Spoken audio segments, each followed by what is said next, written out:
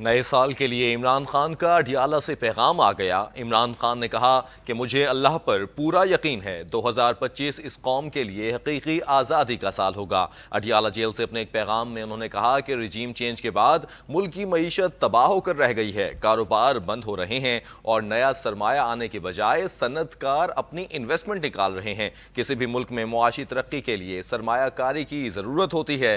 عمران خان نے کہا ہے کہ نواز شریف اب سیاست کا 12واں کھلاڑی ہے۔ عمران خان نے کہا کہ معیشت کی بدحالی کی سب سے پہلی وجہ ملک سے قانون کی حکمرانی کا خاتمہ ہے۔ ملٹری کورٹ سے سویلینز کو سزائیں دلوا کر سپریم کورٹ کے آئینی بینچ نے اپنا منہ کالا کیا ہے۔ ملٹری کورٹس اور آئینی بینچ بنا کر ملک سے رول آف لا کا خاتمہ کر دیا گیا ہے، جس کے بعد ہمارا جی ایس پی پلس سٹیٹس بھی خطرے میں پڑ گیا ہے۔ عمران خان نے کہا کہ ملٹری کورٹس کی سزاؤں کے بعد پاکستان میں قانون کی حکمرانی کا مکمل طور پر خاتمہ ہو چکا ہے اور اب بیرونی سرمایہ کاری ایک خواب ہے، کیونکہ جس ملک میں قانون کی حکمرانی کا جنازہ اٹھایا جا چکا ہو وہاں کوئی سرمایہ کاری کرنے کو تیار نہیں ہوتا۔ آپ دباؤ کے ذریعے وقتی طور پر دکھاوے کا استحکام تو لا سکتے ہیں، مگر جب تک ملک میں سرمایہ کاری نہیں آتی اور عوام کا حکومت پر اعتماد بحال نہیں ہوتا، بے روزگاری اور معاشی بدحالی کو روکا نہیں جا سکتا۔ ملک کی معاشی ترقی کا ایک ہی بنیادی ستون ہے جو اندرونی و بیرونی سرمایہ کاری ہے۔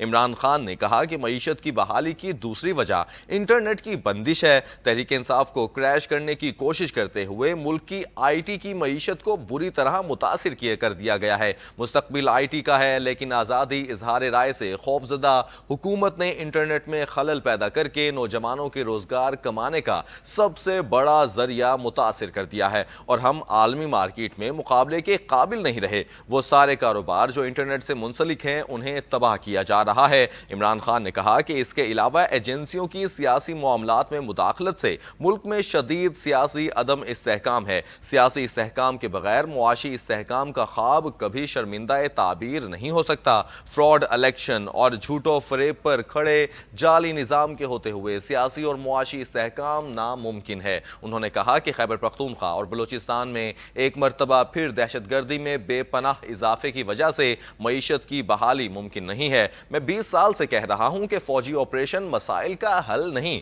آپ کو دہشت گردی کے مسئلے کو حل کرنے کے لیے دیر پا سیاسی حل نکالنا ہوگا، ورنہ دہشت گردی کے ناسور کا جڑ سے خاتمہ ناممکن ہے۔ عمران خان نے کہا کہ مجھے افسوس ہے کہ D G I S P R نے اپنی پریس کانفرنس میں غلط بیانی کی۔ کالعدم ٹی ٹی پی کے لوگوں کی دوبارہ آبادکاری کی تجویز خود جنرل باجوہ نے تحریک انصاف دور میں کابینہ کے سامنے پیش کی تھی، جس پر مراد سعید، نور الحق قادری اور قبائلی علاقوں اور مالاکنڈ سے تعلق رکھنے والے اراکین اسمبلی نے اس کی شدید مخالفت کی تھی۔ ہم نے اس وقت بھی کہا تھا کہ مقامی آبادی کو اعتماد میں لیے بغیر اٹھایا جانے والا کوئی بھی قدم دیر پا حل کی طرف نہیں لے جائے گا۔